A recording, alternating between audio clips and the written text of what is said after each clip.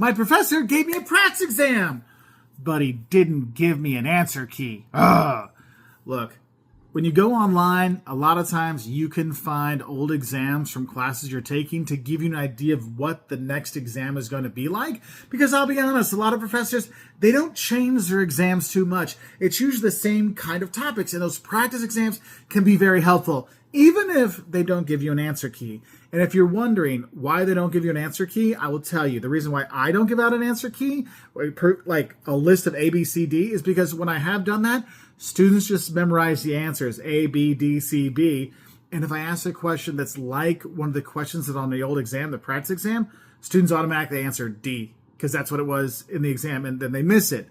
So the better way to do it is when you get a practice exam, read through the questions and think about other ways that kind of question could be asked. And sometimes it's like, hey, what do people always do? Well, they could say, well, that's always. So what do people never do, right? You can look at it in a different way and have a rough idea. Because I know if you go to a review session, the professor goes through old exams. One, you can circle the answers there and get them there. But also, you want to listen to how the professor kind of goes through the question. Because most review sessions aren't just number 1 is A, number 2 is B, number 3 is C. It's usually, number 1 is, what is a SWOT analysis? And then the professor will explain what a SWOT analysis is, and then you kind of see what kind of questions they could ask via how they explain that question. That's why it's really important. If you ever get a practice exam, go through it. It's going to help you out even if you don't have the answers. Now, what I do recommend you do is actually go through your notes, go through the course materials, and find the answers in your books and stuff. And that's going to help you learn it, and find this materials in there. And then look at that slide, look at that chapter and say, hey, okay, this is a topic. What are other topics that were kind of covered at the same time?